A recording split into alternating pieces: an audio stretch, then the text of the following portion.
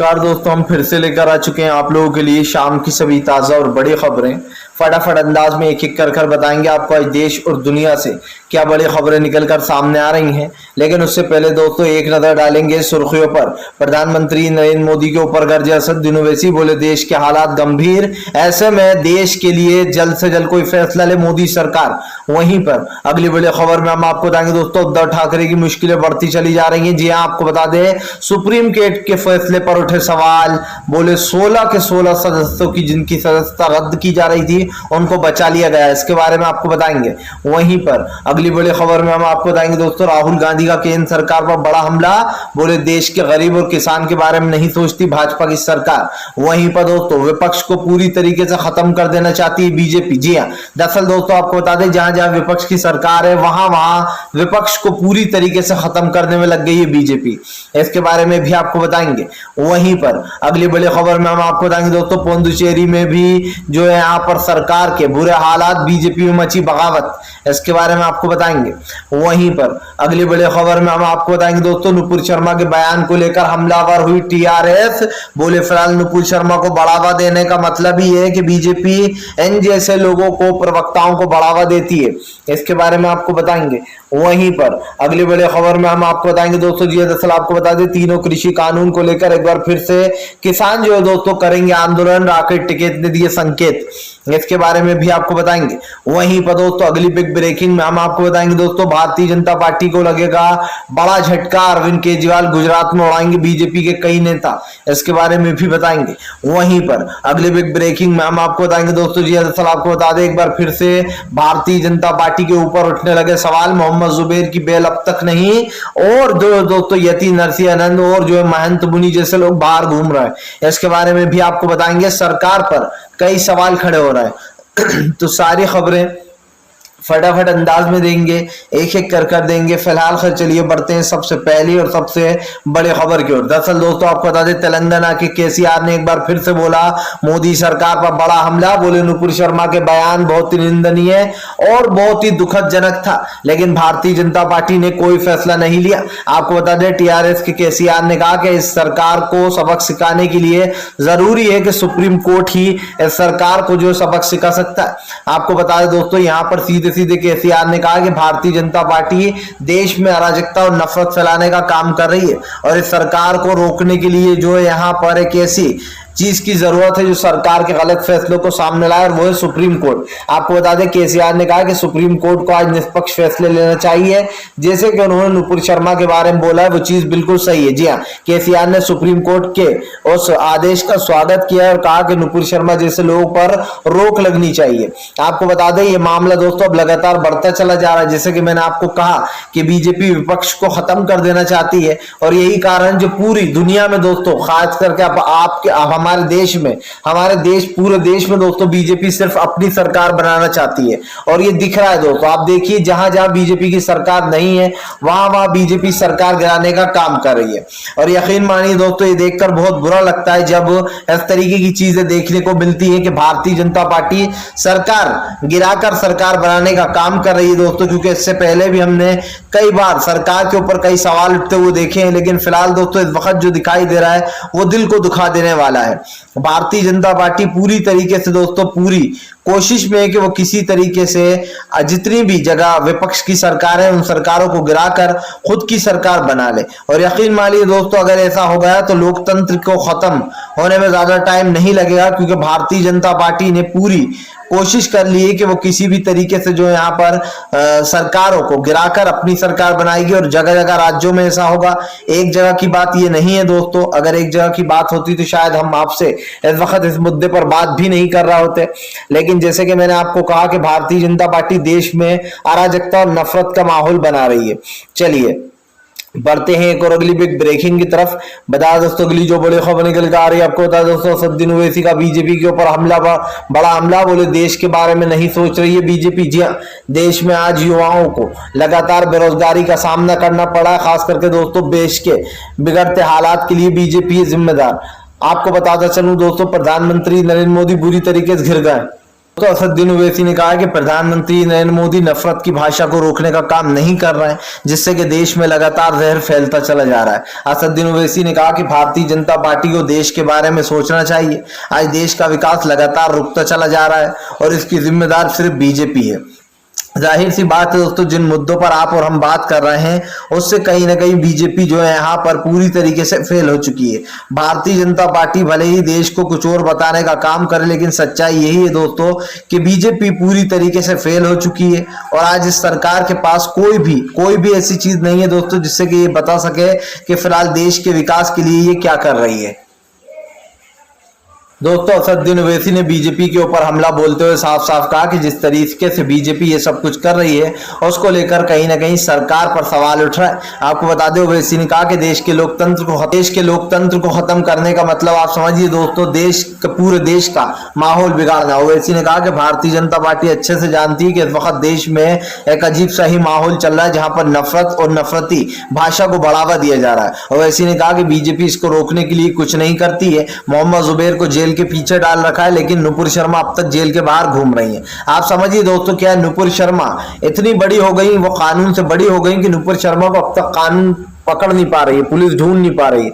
सबसे बड़ी बात दोस्तों, नुपुर शर्मा को बढ़ावा देने वाली ये बीजेपी है और बीजेपी लगातार नुपुर को बढ़ावा दे भी रही है। मैंने आपको पहले भी कहा था दोस्तों, फिर कहूंगा कि भारतीय जनता पार्टी जिस तरीके से देश के लोकतंत्र की हत्या करने में लग गई है, उससे ये कहना गलत नहीं होगा दोस्तों कि आज देश का लोकतंत्र जो है वो शर्मसार हो चुका है।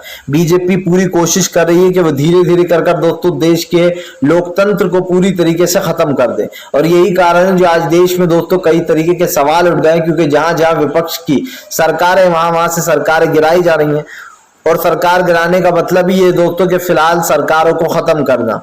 फिलहाल खैर चलिए हम बढ़ते हैं दोस्तों एक और अगली बिग ब्रेकिंग की तरफ। बता दोस्तों अगली जो बड़ी खबर निकल के आ रही है, आपको बता दोस्तों, गोवा कांग्रेस में टूट करने से बीजेपी को रोका सोनिया गांधी ने।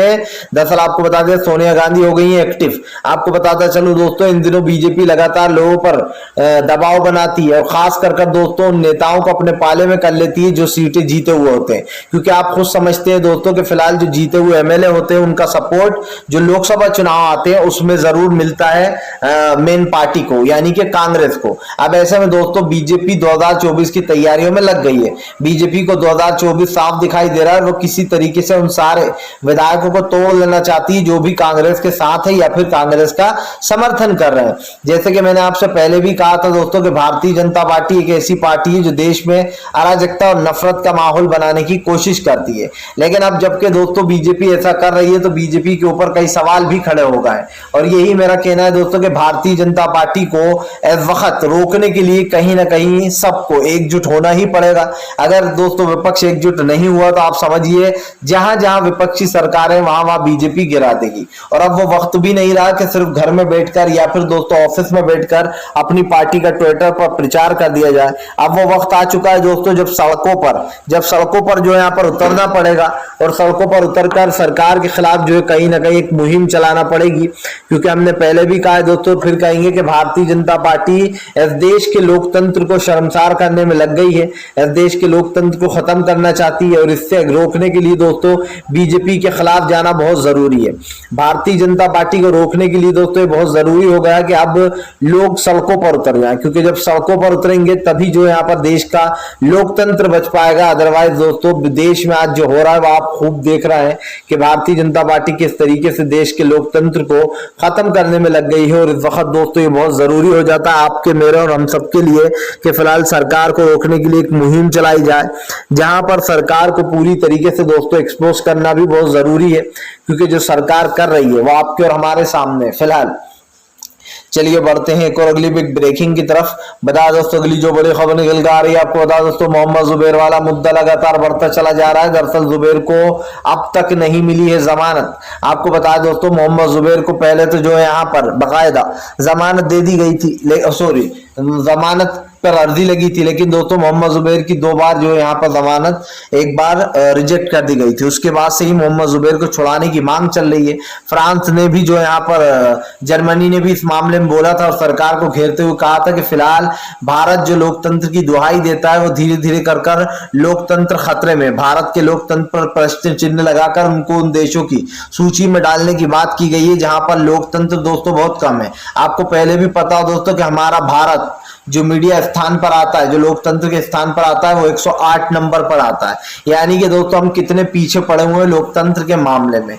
आप समझिए अभी पाकिस्तान में किस तरीके से सरकार गिरने वाली थी, उसके बावजूद भी दोस्तों कोर्ट ने फैसला नहीं लिया, ना इमरान के पक्ष में फैसला दिया पाकिस्तान के कोर्ट ने।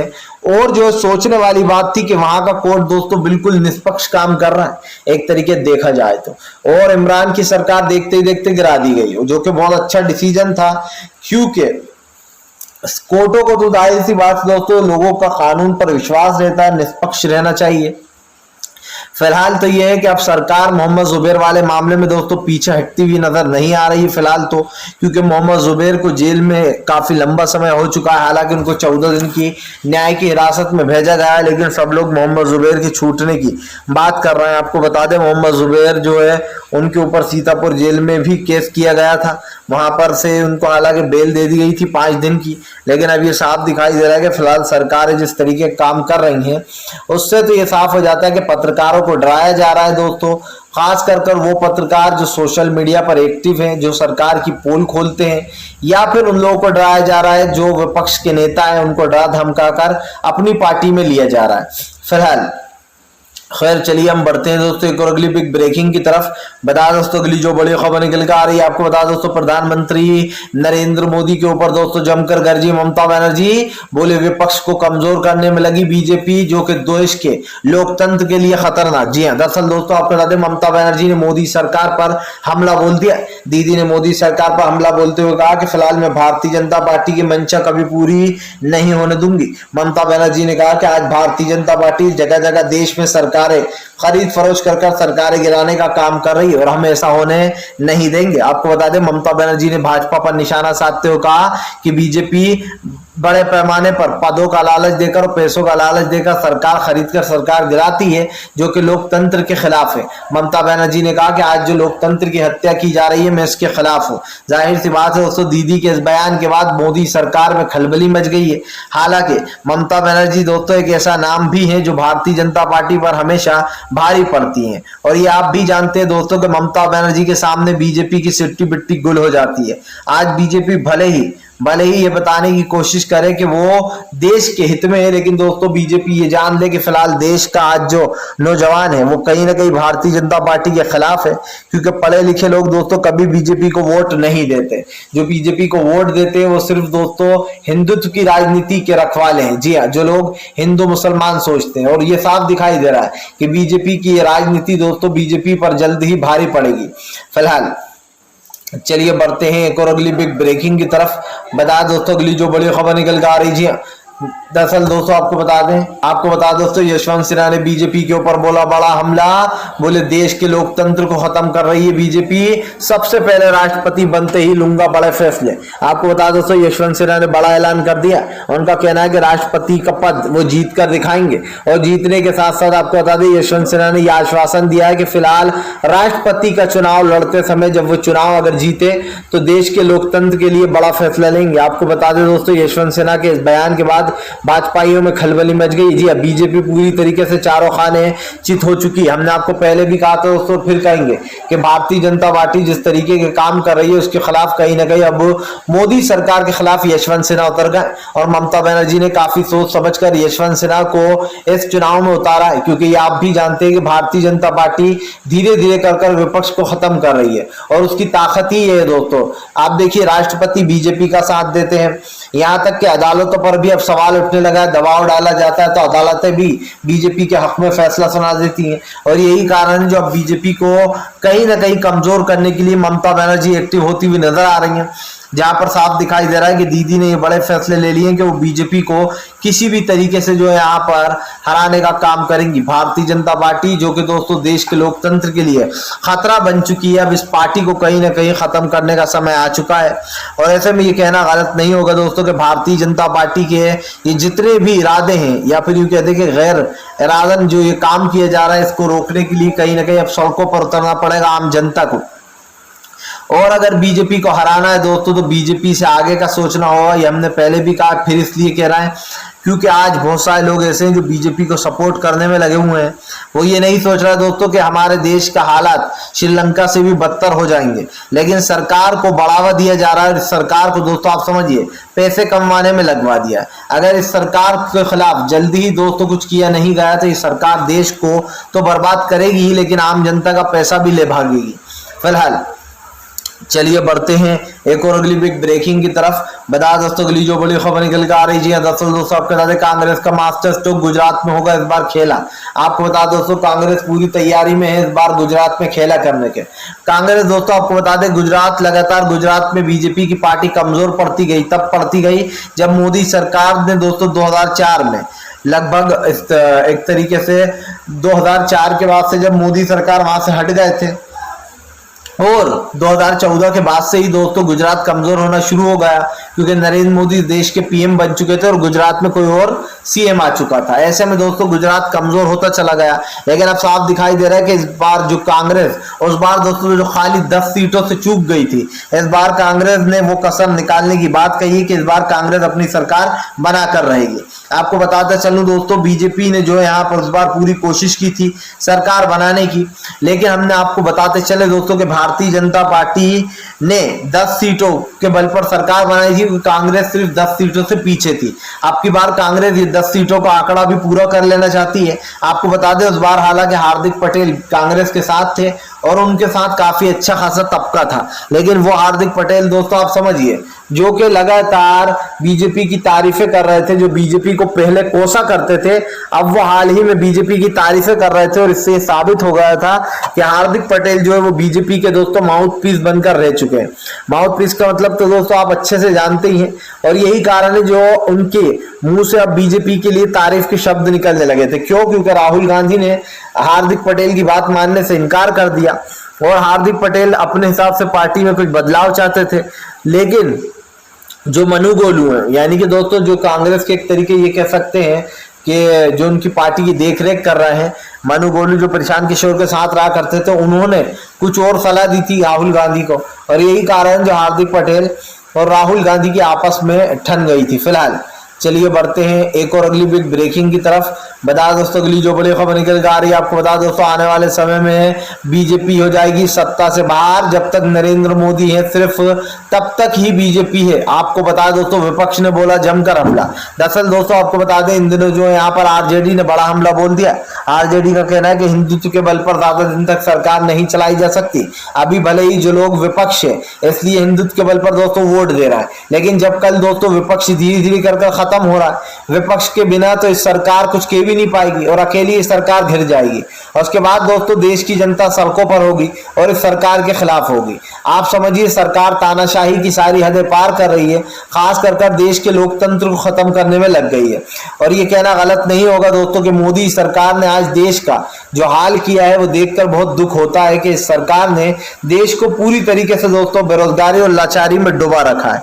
तो क्या दोस्तों ये कहना गलत नहीं होगा कि भारतीय जनता पार्टी जो देश में लगातार अराजकता और नफरत का माहौल बना रही है, इस सरकार को सत्ता से बाहर फेंक देना बहुत जरूरी। जाहिर सी बात है दोस्तों बीजेपी की सिर्फ एक ही राजनीति और वो है हिंदुत्व।